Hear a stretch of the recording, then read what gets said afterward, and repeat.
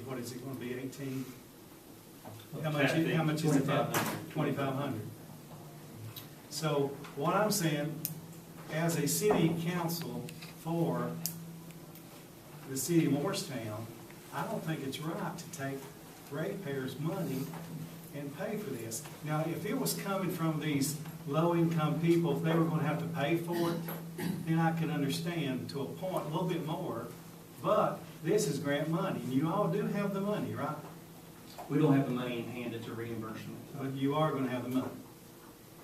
Once it's spent, then we file for reimbursement. Based on expenditures now. The budget right now and the expenditures that we have planned do not meet all. We will have money that we will not use, that we will not receive, because we will not use it. Because of, partly because of people who qualified for the grant initially, who decided not to connect. And so there will be funds, grant funds available we won't use. You're gonna have extra money. We could have access to more money if we wanted to use it, if we had the homes to connect under the terms of the grant, those who qualify. Well, I mean, do you think it's fair for city to pay that $30,000? I mean, you see what I'm saying?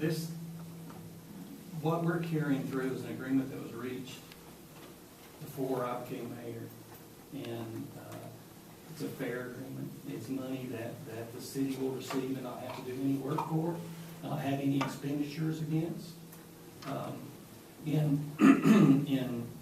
If you had a city neighborhood that someone paid, and Tony, correct me if I'm wrong on this, if you had someone in a neighborhood who had not connected, or a new home built in a neighborhood, and they wanted to pay the tap fee, okay, and they paid the tap fee of whatever the city rate is, then the city would have they would have work, whether it be a contractor or a city crews, to make that connection. So there would be an expense on the city's part. With these tap fees, it's net $2,500, no expenses at all for the city, at all. It's $2,500 into the city with no expenses. And if you received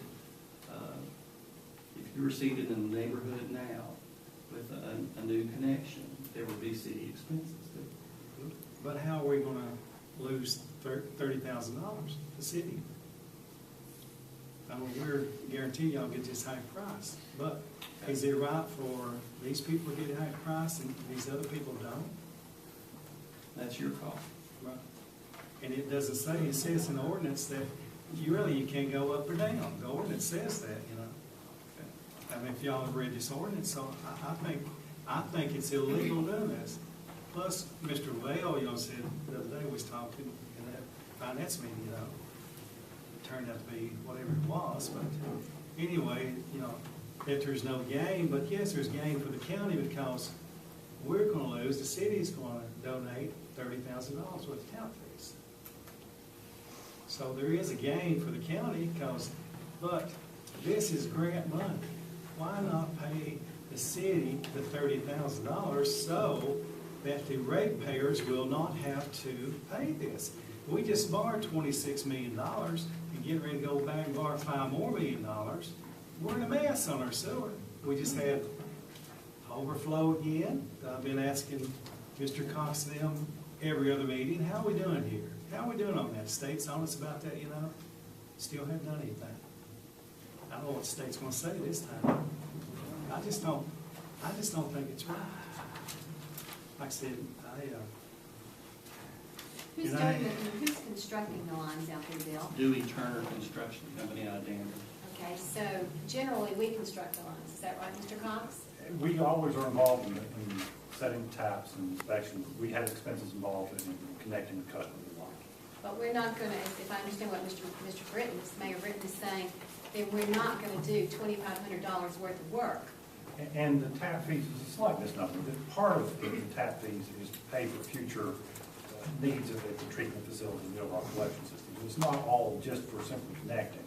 That's one of the reasons the fees are set the way they are. But it is true that in the case of the county building the system and dedicating it to us, that we have much less expenses than we want. So in a way, that would balance out with what we are forgiving in tap fees? Would it, I don't, balance may not be, it would, you would not, we're not down as much as it looks. I've not done an analysis on the dollar amount, but yeah, there's some consideration that they're doing work that we normally do.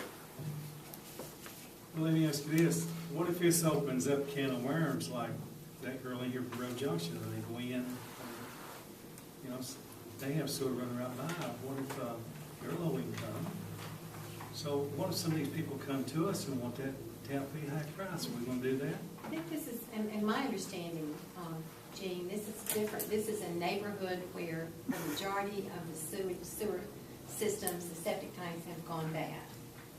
And it's a neighborhood, it's an area, the whole area is affected, am I right? That's correct. And what you're talking about is an individual where, and the sewer is going by, is she in the city? She's not in the city. So then she's not required in the city when it goes by. So she's not paying for the sewer. It's going by her house. And if she wanted to tap on, she could do that.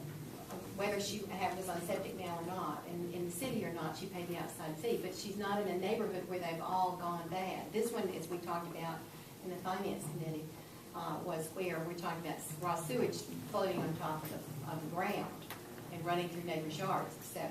I understand that, but It's whose responsibility is that? Mine overflowed, I have one in the county, I had to go out and fix it myself.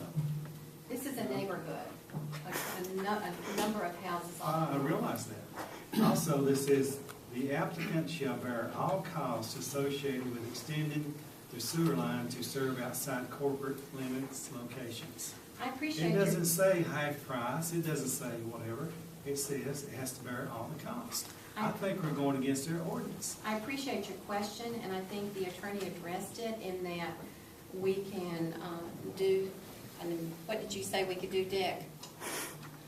You could always amend the ordinance to create a separate class of individuals with different prices. A city government can discriminate among classes of customers and citizens. It cannot discriminate within those classifications. But my review of the interlocal government cooperative agreements seems to fit this type of project. There is certainly a public health and safety issue that needs to be addressed. The county, and I haven't seen numbers on it, perhaps they've not been generated, but where we would normally incur expenses with every tap that the city would make, this time the county, through its grant, is doing that for us. So I don't think the ordinance really directly addresses this situation. To your comments, Dick, and to your comments, Gene, and yours, Kay, I think that it would behoove this council to consider what has been done for the county, a low median income allowance for people based on the same criteria that was used by the county. Now, this had nothing to do with the county bill. This is just something I'm suggesting that maybe we should consider another classification as a city council to allow for low and median income people, regardless of the circumstances, based on income, just as it was based on income for this particular instance, that we ought to look at that. I think it's nothing but right. We're doing it for people that need it right now, based on what their need is because of their situation, but the way we arrived at it was on income. And I think we need to consider that. Maybe we need to look at it.